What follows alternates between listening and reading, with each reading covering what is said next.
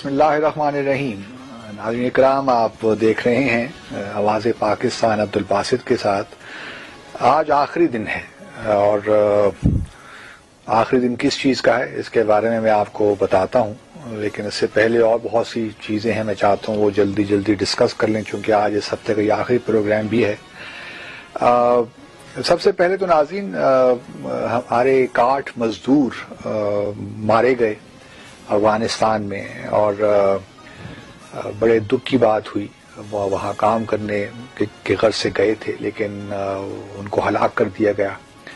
اور ہمارے دفتر خارجہ نے ایک ٹویٹ کے ذریعے اس کو کنڈیم کیا، ان ہلاکتوں کو، اور اس کے بعد کوئی خبر نہیں آئی. اگر یہی 8 افغان نیشنلز یہاں مار دیے جاتے تو آپ سوچ سکتے ہیں کیسا رد عمل ہوتا. لیکن میں نے نہیں دیکھا کہ ہماری وزارت خارجہ نے افغان سفیر کو یا جو بھی ان کے ناظم الامور ہیں اس وقت یا افغان سفیر ہیں ان کو بلا کے احتجاج کیا ہو، ڈیمارش پیش کیا ہو. تو میں امید کرتا ہوں کہ اس مسئلے کو ایسے نہیں جانے دیں گے. جو ہمیں پروٹیسٹ کرنا چاہیے اس کا ایک طریقہ کار ہے، صرف ٹویٹ کے ذریعے ڈپلومیسی نہیں کی جاتی.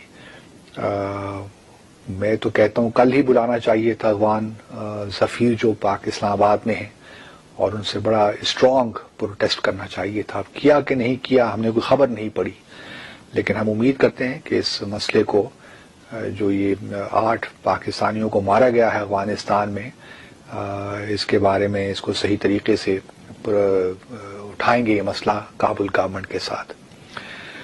دوسرا ناظرین، آج بلاول زرداری نے پریس کانفرنس کی اور کافی طویل پریس کانفرنس تھی ان کی. باقی تو باتیں جو ہیں پالیٹکس ہے، کرپشن کا آہستہ آہستہ پیپلز پارٹی کے جو قائدین ہیں ان کے ارد گرد گھیرا تنگ ہو رہا ہے. تو یہ سب باتیں سمجھ میں آتی ہیں کہ شور کیوں مچایا جا رہا ہے. اور کل پرسوں ان کی ملاقات بھی ہوئی نواز شریف صاحب سے کوٹ لکھپت جیل میں. تو یہ باتیں تو سمجھ میں آتی ہیں کہ اب چونکہ کرپشن کے کانٹیکس میں جو ہے اب آہستہ آہستہ احتساب کا عمل ان کی طرف بڑھ رہا ہے تو اس قسم کی آوازیں آنا تو ہے، ایکسپیکٹڈ ہی ہے. لیکن کچھ ایک دو باتیں انہوں نے کہیں، خاص طور پہ ایک بات دہشت گردی کے حوالے سے اور جو تنظیمیں ہیں انتہا پسند تنظیمیں، ان کے بارے میں بات کرتے کرتے انہوں نے انگریزی میں یہ بات بھی کہہ ڈالی کہ یہ جو دہشت گرد ہیں، یہ تنظیمیں ہیں، یہ باہر دہشت گردی کرتی ہیں، پاکستان سے باہر بھی دہشت گردی کرتی ہیں. مجھے نہیں سمجھ آتا کہ کیوں ہمارے جو ہیں سیاستدان اتنے جذباتی ہو جاتے ہیں. یا تو یہ ڈیلیبریٹلی انہوں نے کہا یا سلپ آف ٹنگ تھا، آئی ڈو ناٹ نو. لیکن یہ بلاول صاحب کو اس بات کی میں سمجھتا ہوں کہ ایکسپلینیشن دینی چاہیے، کلیریفائی کرنا چاہیے کہ کیا واقعی وہ سمجھتے ہیں کہ ایسا ہوتا ہے.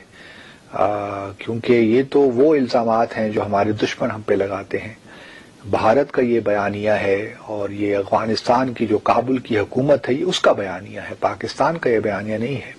یہ الگ بات ہے کہ کوئی بھی انتہا پسندی، شدت پسندی اور دہشت گردی کو قبول نہیں کر سکتا یا اس کو کنڈون نہیں کر سکتا. اور کوئی ملک، پاکستان جیسا ملک جہاں پہ ہم نے بہت سے مسائل جھیلے، ہم قطعاً یہ اس وقت ہماری پالیسی نہیں ہے کہ یہاں سے کسی قسم کی دہشت گردی باہر کسی ملک میں جائے. تو اس وقت اس قسم کا بیان دینا تو کم از کم میری سمجھ سے باہر ہے. آپ کے مسائل ہو سکتے ہیں، پیپلز پارٹی کی قیادت کرپشن کے کیسز میں پھنس سکتی ہے کیونکہ وہ آپ نے کہیں کچھ ایک اگر دھواں اٹھتا ہے تو وہاں کہیں آگ تو ہوتی ہے تبھی دھواں اٹھتا ہے، اگر آگ نہ ہو تو دھواں کیوں اٹھے. تو یہ جو ہے کہیں نہ کہیں کچھ تو ہوا ہے کہ اب احتساب کا عمل جو ہے وہ جاری ہے اور سب جو ہیں جس نے بھی کرپشن کیا وہ اس کی زد میں آ رہا ہے. تو آپ اس کا قانونی طور پہ مقابلہ کیجئے. اگر آپ ہر چیز کو سیاست کی نظر کر دیں گے تو پھر تو سیاست کرنا بھی لوگوں کے لیے مشکل ہو جائے گا، خاص طور پہ ان لوگوں کے لیے جو واقعی سیاست کو ایک مقدس پیشہ سمجھتے ہیں. لیکن مجھے ان کی اس بات کی جو انہوں نے دہشت گردی کے بارے میں کی ہے تھوڑا سا افسوس سا ہوا ہے. کیونکہ آج جو میں نے شروع میں کہا تھا آج آخری دن ہے، وہ آخری دن ناظرین یہ ہے کہ آج نیو یارک میں جو پروپوزل پیش کی گئی تھی کہ مولانا مسعود اظہر کو گلوبل دہشت گرد، عالمی دہشت گرد ڈکلیئر کیا جائے، اس کا آج آخری دن ہے۔ اگر آج چائنا نے ویٹو نہ کیا اس پروپوزل کو تو پھر کل سے مولانا مسعود اظہر کا نام جو 1267 کمیٹی ہے اس میں ڈال دیا جائے گا اور ان کو وہ ڈکلیئر کر دیا جائے گا۔ بھارت پچھلے کئی دنوں سے ہم پہلے بھی ڈسکس کر چکے ہیں، یہ بھارت بڑی کوشش کر رہا ہے کہ چائنا کے ساتھ بھی اس نے کنسلٹیشنز کی ہیں، پھر بھارت کے وزیر جو سیکرٹری خارجہ ہیں وہ بھی واشنگٹن کے دورے پہ گئے ہوئے تھے، وہاں بھی ان کے مذاکرات ہوئے ہیں اور امریکہ سے کہا ہے کہ آپ چائنا سے بات کریں۔ تو چائنا پہ ایک پریشر بلڈ ہو رہا ہے، بلکہ آج جرمنی نے بھی جو پروپوزل تھی اس کو اسپانسر کر دیا، اور یہ تب ہوا ہے کہ جب جرمنی کے جو فارن منسٹر ہیں وہ کل پاکستان کے دورے پہ آئے ہوئے تھے اور یہاں انہوں نے پریس کانفرنس بھی کی۔ تو مجھے یہ بہرحال یہ ایک ہے، اب دیکھتے ہیں کہ ہماری کنسلٹیشنز چائنا کے ساتھ کیا ہوئی۔ چائنا اس وقت پریشر میں ہے۔ مجھے صرف جو میں نے پہلے بھی جس خدشے کا اظہار کیا تھا وہ یہی تھا کہ یہ وقت شاید مناسب نہیں ہے، وہ اس وجہ سے کہ جو بھارت نے پورا نیریٹو بلڈ کیا ہے وہ اس کانٹیکس میں ہے کہ جموں اور کشمیر کی جو جدوجہد ہے وہ دہشت گردی ہے، اور چونکہ پلوامہ میں جو واقعہ ہوا وہ دہشت گردی کا واقعہ ہے جس سے میں ڈفر کرتا ہوں۔ میں کہتا ہوں کہ اگر یہ واقعی ایک انڈیجنس کسی شخص نے کیا ہے، اگر عادل ڈار نے اپنے طور پہ کیا ہے، اور انسپریشن وہ کہیں سے بھی لے سکتا ہے، لیکن اگر ایک انڈیجنس معاملہ ہے تو اس نے کوئی غلط کام اس طرح نہیں کیا جو دہشت گردی کے زمرے میں آ جائے، کیونکہ اس قسم کے ٹارگٹس، ملٹری ٹارگٹس تو بالکل اس جدوجہد میں قانونی طور پہ جائز ہیں، اور اس نے وہ یہ بھی نہیں کیا کہ یہ مقبوضہ جموں اور کشمیر کے باہر یا بھارت کے کسی حصے میں ہو، یہ تو مقبوضہ جموں اور کشمیر میں کیا جو کہ ایک ڈسپیوٹڈ ٹیریٹری ہے۔ اس وجہ سے اس وقت مولانا مسعود اظہر کو گلوبل ٹیررسٹ ڈکلیئر کرنا شاید وہ ٹائم ٹھیک نہیں ہے۔ اس سے بھارت کا جو نیریٹو ہے، بیانیہ ہے، اس میں اور تقویت ملے گی، اور جموں اور کشمیر کا جو معاملہ ہے وہ دہشت گردی کے نقطہ نظر سے دیکھا جائے گا۔ تو میرا صرف اتنا سا تھا کہ شاید ہم نے بھی جو ہے کتنی کوشش کی ہے، اب ہمیں نہیں معلوم کتنا چائنا کے ساتھ، چائنا اس وقت کتنا ہمارے ساتھ کھڑا ہو سکتا ہے اس موضوع پہ، کیونکہ چائنا نے بھی اگر آپ دیکھیں تو ناظرین اس کو کنڈیم کیا ہے، اس ایکشن کو، پلوامہ کو، اور اس کو ٹیرر ایکشن قرار دیا ہے جو انہوں نے اسٹیٹمنٹ ایشو کی تھی۔ تو اس وجہ سے تھوڑے بہت ہے کہ شاید چائنا اس وقت پاکستان کو بھی کنونس کرنے میں ہو جائے کہ جی اس وقت کر دیتے ہیں، لیکن اگر ابھی نہیں بھی کرتے تو 6 ماہ کے بعد پھر یہی پروپوزل دوبارہ بھی آ سکتی ہے، کیونکہ جب ایک پروپوزل ریجیکٹ ہو جائے تو پھر 6 ماہ انتظار کرنا پڑتا ہے۔ تو 6 ماہ کے بعد اگر آپ کرنا چاہتے ہیں تو کر لیں، کم از کم اس وقت یہ کشمیر کا کانٹیکس بیچ میں نہ ہو۔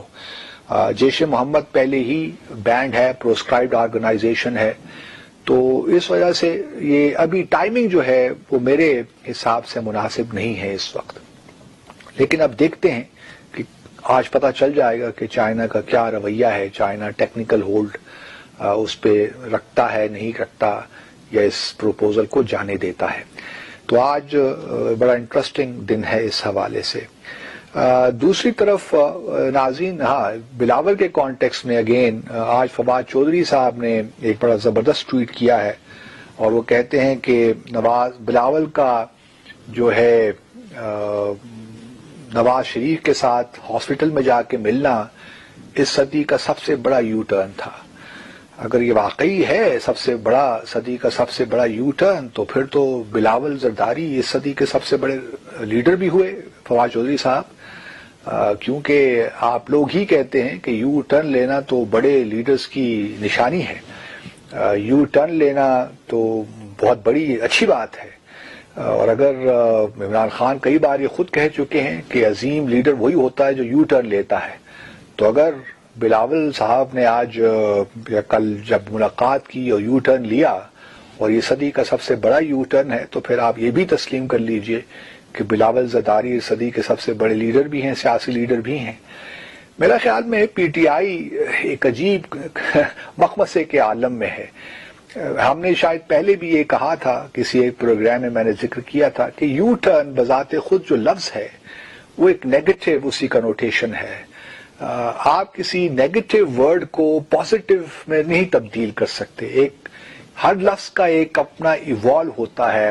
ہر لفظ بڑے امپورٹنٹ ہوتے ہیں، الفاظ بڑے امپورٹنٹ ہوتے ہیں ناظرین، بڑی اہمیت کے حامل ہوتے ہیں، اور الفاظ خود بولتے ہیں، اور الفاظ کی ایک تاریخ ہوتی ہے، وہ ایوالو ہوتے ہیں، اور وہ ہر لفظ کا اپنا ایک کلچر بھی ہوتا ہے.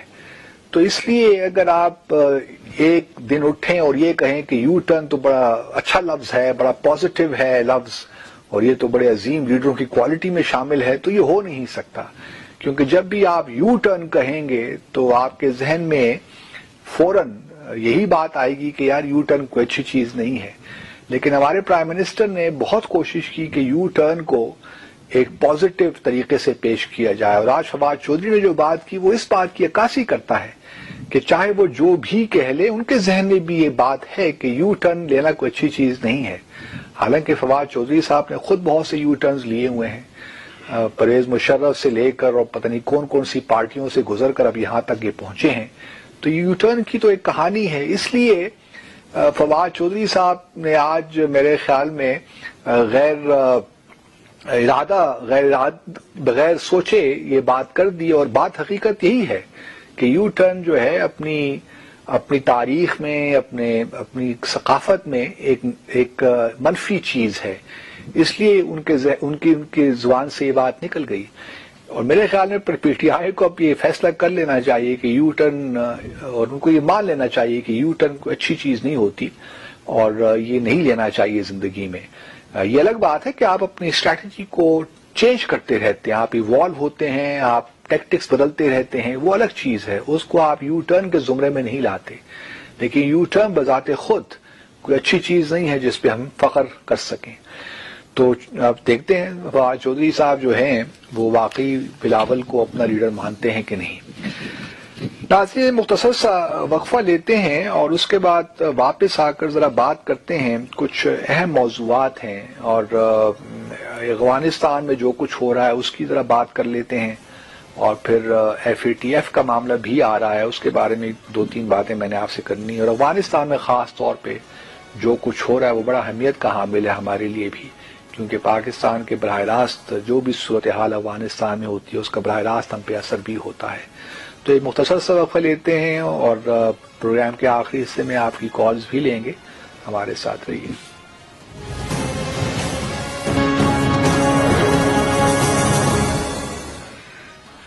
جی ناظرین، آواز پاکستان میں دوبارہ خوش آمدید. اس سے پہلے کہ میں افغانستان کی طرف ناظرین آؤں، کرتارپور کوریڈور پہ کل بھارت کی سائڈ پہ جو بارڈر ہے وہاں کے اس طرف، کل ہمارا ڈیلیگیشن وہاں جا رہا ہے، اور کرتارپور کوریڈور پہ وہاں مذاکرات ہو رہے ہیں، اس کے میکنزم کس طرح آپریشنلائز کیا جائے اس سے بات ہو رہی ہے. بھارت نے ہمارے جو جرنلسٹ ہیں، میڈیا کے لوگ ہیں، ان کو ویزا دینے سے انکار کر دیا ہے، اور ساری کوریج اب جو ہوگی ہماری جو مذاکرات کی ٹیم جا رہی ہے اب وہ بھارت کے میڈیا ہی کرے گا آبویسلی. تو یہ بھی بھارت کا بڑا پن ہے کہ ہمارے میڈیا کو ویزے بھی نہیں دیے.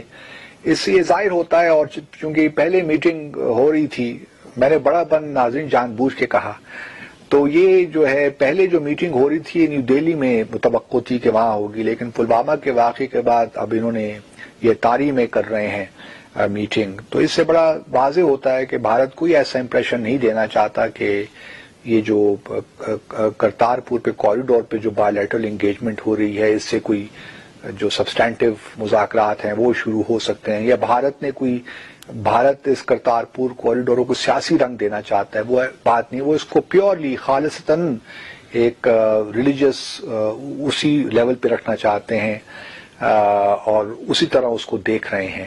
اور چونکہ اس سال 550ویں جو ہے برتھ اینیورسری ہے جو سکھ فیتھ کے فاؤنڈر ہیں گرو نانک کی، تو اس حوالے سے یہ بڑا ضروری ہے، کیونکہ نومبر میں یہ ہوگا اور پھر کرتارپور کوریڈور کی جو ہے امپورٹنس آپ سب جانتے ہیں یہ کتنی بڑھ جاتی ہے. یہ وہ جگہ ہے جہاں پہ گرو نانک دیو کا انتقال ہوا تھا اور یہاں انہوں نے اپنی زندگی کے آخری 17-18 سال اسی جگہ گزارے تھے. تو یہ بھارت نے بڑا کنوے کر دیا ہے کہ یہ ایک ریلیجیس کلچرل میٹر ہے اور اس کو اسی کانٹیکسٹ میں رہنے دیجیے. جہاں تک افغانستان کا تعلق ہے ناظرین، متضاد خبریں مل رہی ہیں. جو یو ایس کے اسپیشل ریپرزینٹیٹو ہیں زلمے خلیل زاد، ان کا کہنا ہے کہ 4 میں سے 2 نکات پہ طالبان کے ساتھ انڈرسٹینڈنگ ہو گئی ہے، ایگریمنٹ ہو گیا ہے، اور وہ بنیادی طور پہ ایک جو ہے کہ افغانستان کی جو ٹیریٹری ہے، جو زمین ہے، وہ القاعدہ اور ISS کو پناہ دینے میں نہیں، کاؤنٹر ٹیررزم کے کانٹیکسٹ میں جو ہے اس پہ ایگریمنٹ ہو گیا ہے کہ یہ افغانستان کی سرزمین دہشت گردی، دنیا میں دہشت گردی کے خلاف استعمال نہیں ہوگی. اور دوسرا یہ کہ جو غیر ملکی فوجیں ہیں ان کے انخلاء کا بھی معاملہ طے ہو گیا ہے. 2 نکات رہ گئے ہیں. ایک تو یہ کہ اب جو ہے افغان اندر طالبان حکومت کے ساتھ، جو کابل کی حکومت ہے اس کے ساتھ مذاکرات کر کے بات کو آگے لے کر چلیں، اور جو چوتھا نقطہ ہے وہ سیز فائر ایگریمنٹ ہے. ان دونوں جو نکات پہ ابھی ایگریمنٹ نہیں ہوا لیکن پہلے 2 نکات پہ ہو گیا. جہاں تک ہم طالبان کی طرف سے جو رپورٹس اخباروں میں یا مل رہی ہیں اس کے مطابق تو طالبان تو یہی کہہ رہے ہیں کہ کوئی ابھی ایگریمنٹ نہیں ہوا، لیکن مذاکرات جاری ہیں. چونکہ ابھی یہ جو 5واں یہ دور ہوا ہے تقریباً 16 دن تک جاری رہا دوحہ میں. اب دیکھتے یہی ہیں کہ کیا ہوتا ہے. میں نے پہلے بھی ناظرین کئی بار میں اس پروگرام کے توسط سے آپ سے یہ کہہ چکا ہوں کہ مجھے نہیں لگتا کہ امریکہ افغانستان کو مکمل طور پہ چھوڑنے پہ کبھی راضی ہوگا، اور میں سمجھتا ہوں کہ میری اسیسمنٹ کسی حد تک ٹھیک بھی تھی. اب رپورٹس کچھ یہ آ رہی ہیں کہ پاکستان نے بھی طالبان کو کہا ہے کہ آپ ایک جو ہے ایک کچھ تھوڑی بہت تعداد پہ ایگری کر جائیے، کیونکہ جو خاص طور پہ جو بیسز بنائے ہوئے ہیں امریکہ نے بگرام میں اور 2-3 شہروں میں، بڑے بڑے شہروں میں، امریکہ ان کو اتنی آسانی سے طالبان کے حوالے تو نہیں کرے گا یا کابل کی حکومت کے حوالے نہیں کرے گا. وہ پیورلی جو بیسز ہیں وہ اس وقت امریکہ ہی ان کو رن کر رہا ہے. تو اتنا آسان نہیں ہوگا امریکہ کو یہاں سے ان کو نکلنے میں، اپنے آپ کو یہاں سے بالکل فارغ کرنے میں. امریکہ چاہے گا کہ یہاں پہ رہے اور طالبان کے ساتھ ایک انڈرسٹینڈنگ ہو سکتی ہے. 5 سال، 10 سال، 15 سال، I do not know exactly, لیکن طالبان شاید ایگری کر جائیں. اگر پاکستان نے ان کو کنونس کر لیا ہے تو اچھا ہے، ورنہ یہ جو سارا اس وقت ڈائلاگ کا پروسیس ہے یہ کلیپس بھی ہو سکتا ہے. اور پھر میں نہیں سمجھتا کہ یہ بھی اب دیکھنا یہ ہے کہ آیا طالبان سیز فائر پہ ایگری کرتے ہیں اور وہ جب کس اسٹیج پہ وہ سیز فائر پہ ایگری کریں گے. اور جو دوسرا نقطہ ہے کہ افغان گورنمنٹ کے ساتھ انگیج کریں. اب طالبان کو کیا فائدہ ہوگا افغان گورنمنٹ کے ساتھ انگیج کرنے کا، یہ بڑا مشکل ہے کہنا، کیونکہ افغان گورنمنٹ تو اس وقت صدارتی انتخابات کی طرف جا رہی ہے جو شاید 20 جولائی کو اناؤنسمنٹ ہوئی ہے، اور اس وقت 3 کینڈیڈیٹس تو آلریڈی موجود ہیں جنہوں نے اپنی کینڈیڈیسی کا اعلان کر دیا. ایک تو اشرف غنی ہیں جو اس وقت صدر ہیں، اس کے بعد جو چیف ایگزیکٹو ہیں عبداللہ وہ بھی اس میں صدارتی ریس میں حصہ لیں گے. اور پھر ایک اور صاحب ہیں جن کو میں ذاتی طور پہ جانتا ہوں، وہ ہیں شیدا محمد عبدالی. یہ پچھلے کچھ عرصے تک پہلے یہ افغانستان کے سفیر تھے نیو دہلی میں، تو ان سے وہاں رابطہ رہتا تھا. تو وہ بھی انہوں نے بھی اپنا کینڈیڈیچر کا اناؤنسمنٹ کر دیا. پھر ایک چوتھے صدارتی امیدوار بھی ہو سکتے ہیں، سنا ہے کہ جو گلبدین حکمت یار ہیں وہ بھی چاہتے ہیں کہ صدر بنے.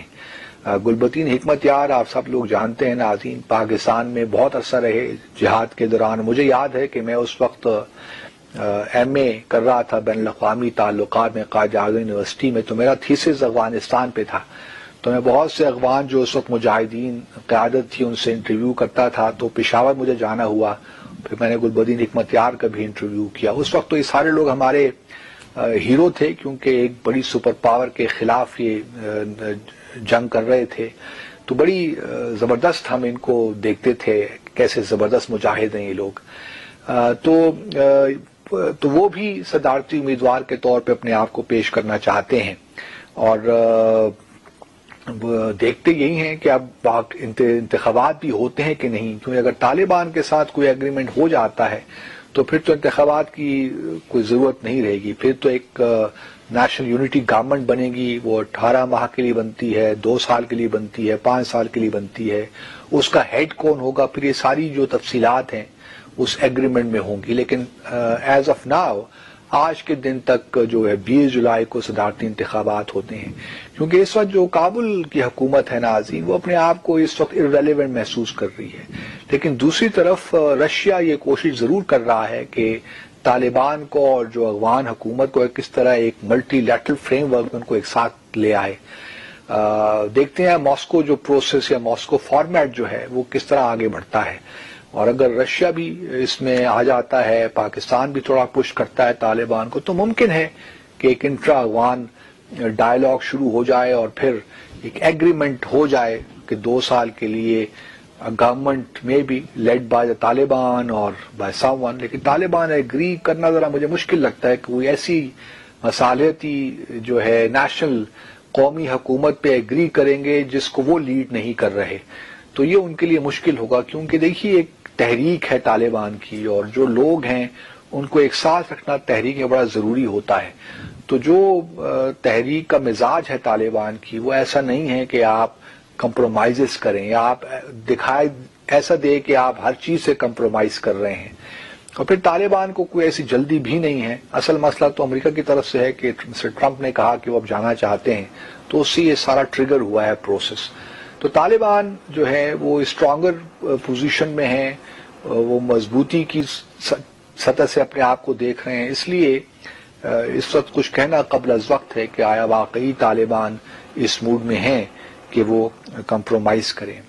دوسری طرف ناظرین جو ہے پاکستان کے لیے اگین وہ بلاول سے بات شروع ہوئی تھی تو FATF کا بھی معاملہ چل رہا ہے، میں نے کل بھی اس سے مختصراً بات کی تھی، لیکن یہ ہے کہ اب فواد چودھری صاحب تو بڑے یقین کے ساتھ یہ کہہ رہے ہیں کہ ستمبر تک ہم گرے لسٹ سے بھی نکل جائیں گے، اور تقریباً 80% یا 70% آلریڈی ہم نے امپلیمنٹ کر لیا ہے اور باقی 30% کام رہ گیا ہے۔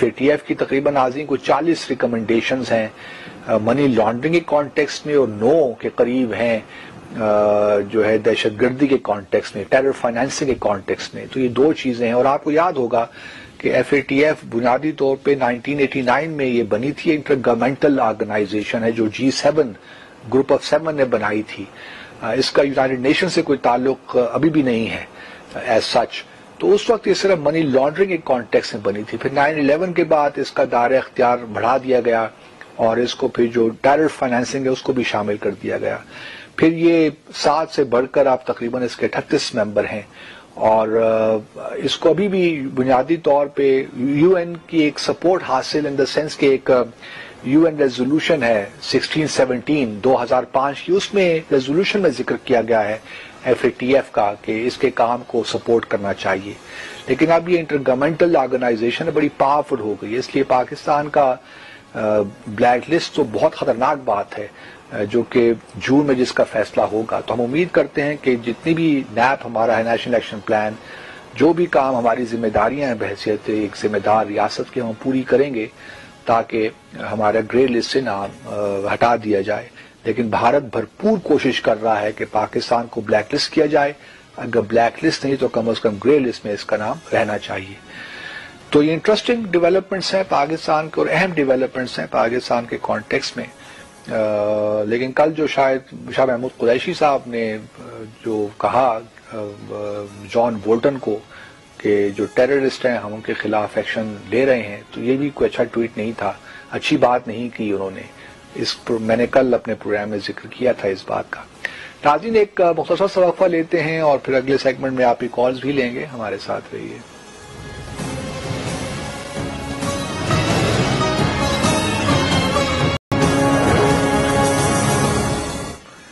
ناظرین وسیع شاہ کا ایک شعر یاد آ گیا ہے کہ ہم جان سے جائیں گے تبھی بات بنے گی، ہم جان سے جائیں گے تبھی بات بنے گی، تم سے تو کوئی راہ نکالی نہیں جاتی۔ ہمارے ساتھ ایک کالر ہیں. ہیلو، کون؟ السلام علیکم جی. سر میں ساجد بول رہا ہوں پنڈی سے. جی وعلیکم السلام ساجد صاحب، فرمائیے. اچھا سر، میرا کوئی آج کے موضوع سے تو پتہ نہیں کوئی تعلق ہے یا نہیں، لیکن ایک سیاسی سا سوال ہے. جی فرمائیے. اس کا تھوڑی سی آپ سے گائیڈنس چاہیے ہوگی کہ جو حالات جب بنگلہ دیش بنا تھا اس وقت جو حالات تھے سیاسی طور پہ، یوتھ کو جس طرح یوز کیا گیا، ہماری سارے ایجوکیشن والوں کو، مطلب ساروں کو، اور پھر انڈیا نے جس طرح سارا کچھ کیا، کیا آج کل بھی وہی حالات نہیں بنے ہوئے؟ اور ہمارے سیاسی لیڈر جو خاص طور پہ نواز شریف اور زرداری تاجہ بھٹو کی جو ہے پارٹی، وہ اسی لائنز پہ نہیں کام کر رہی؟ کائنڈلی اس پہ کوئی روشنی ڈالیں گے اگر مائنڈ نہ کرے تو؟ نہیں، مائنڈ تو میں نہیں کرتا، لیکن بڑا مشکل سوال آپ نے کر دیا ہے. لیکن چلیں، وہ جو کام بھی کر رہے ہیں وہ تو وہ کرتے رہیں گے. میں کسی پہ اتنی بڑی تو تہمت تو نہیں لگا سکتا کہ وہ خدا نہ خواستہ غدار وطن ہے یا پاکستان کے جانتے بوجھتے پاکستان کے مفادات کے خلاف کام کر رہے ہیں. لیکن بحیثیت مجموعی وہ حالات نہیں ہیں، کیونکہ اس وقت پاکستان کے جو عوام ہیں وہ جانتے ہیں ملک کو کیا خطرات درپیش ہیں. پھر ہم نے بھی پی ایس ایل کی آپ مثال لے لیجئے. میں کل کراچی میں تھا، آج واپس اسلام آباد آیا ہوں، تو وہاں دیکھ کے تو لگتا ہی نہیں تھا کہ کراچی میں کبھی کوئی مسئلہ رہا ہو ایم کیو ایم کا، یا جو ان کے قائد ہیں ان کی تو کہیں نام و نشان ہی نظر نہیں آ رہا.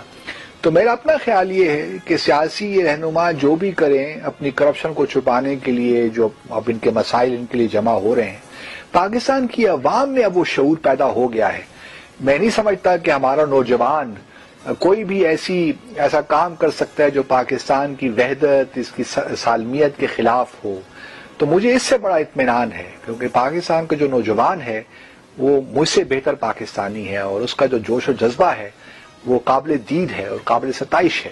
تو مجھے اس لیے یہ نظر نہیں آتا کہ خدا نہ خواستہ 1970-71 کے جو حالات ہیں جو مشرقی پاکستان میں ہوئے وہ کہیں ہونے جا رہے ہیں. یہ رول اب ریلیونٹ ہو جائیں گے اگر یہ ان کی حرکات اس طرح ہی رہیں. تو عوام میں تو تھوڑی بہت جو پذیرائی اب ملتی ہے وہ بھی شاید اس سے بھی ہاتھ گنوا بیٹھے. ایک اور کالر ہے ہمارے ساتھ. کون صاحب؟ السلام علیکم، شہاد کر رہا ہوں. بادشاہ صاحب خیریت ہیں؟ جی اللہ کا بڑا کرم ہے. شاہ صاحب کیا کہنا چاہتے ہیں؟ بادشاہ صاحب، میرے دوست ہندو ہیں. جی جی. انہوں نے آج ایک ایسی بات کی کہ میں بہت پریشان ہو گیا. اس نے کہا دیکھو بھائی، تم لوگوں کے مسلمانوں میں کچھ ہوتا ہے تو 58 ملک پیس رہے ہیں، ہم 22 کروڑ ہندو جو نچلی ذات کے وہاں ظلم کا شکار ہو رہے ہیں. ہم کس کو آواز دیں؟ کم سے کم تم لوگ بھی تھوڑی غیرت کرو. مسلمان کم سے کم اتنی تو آواز اٹھاؤ کہ ہم 22 کروڑ مسلمان ہے، ہمارا وہ حال ہے کہ ہم کسی کو بول بھی نہیں پاتے. ہمارے حالات ایسے خراب ہیں تو کم سے کم مسلمان ملک تو اپنے مسلمانوں کے لیے اٹھاتے ہو، ہماری لیے بھی کوئی آواز اٹھاؤ. اپنے سوشل میڈیا پہ لے کے چلو، ہماری سیو بھی تو کہیں نہ کرو. اپنے ٹی گاؤں میں اس میں لاؤ ہم سے کیا کیا بیت رہی ہے، ہم کس طرح گزارا کر رہے ہیں.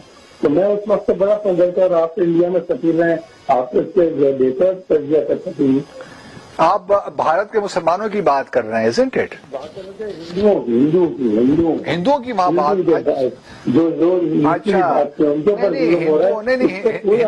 ہندوؤں کے ساتھ تو کوئی بحثیت مجموعی کو ظلم نہیں ہو رہا، میں نہیں سمجھتا یہ. لیکن ہندوؤں میں تو چونکہ دیکھیے نا ایک بڑا وہاں پہ کاسٹ سسٹم ہے. یہ جو ہیں جو نچلی کاسٹ کے لوگ ہیں ان پہ واقعی بڑا ظلم ہوتا ہے. جو نچلی سطح کے لوگ ہیں ان پہ بڑا ظلم ہوتا ہے، اس میں کوئی شک نہیں ہے. بالکل ٹھیک کہا. لیکن اب یہ ان کے معاشرے کا حصہ ہے. اب یہ کاسٹ سسٹم جو ہے اب کیا کیا جا سکتا ہے؟ ہم اپنے بھارت کے مسلمانوں کے لیے آواز نہیں اٹھاتے تو ہندوؤں کے لیے کیا آواز اٹھائیں گے؟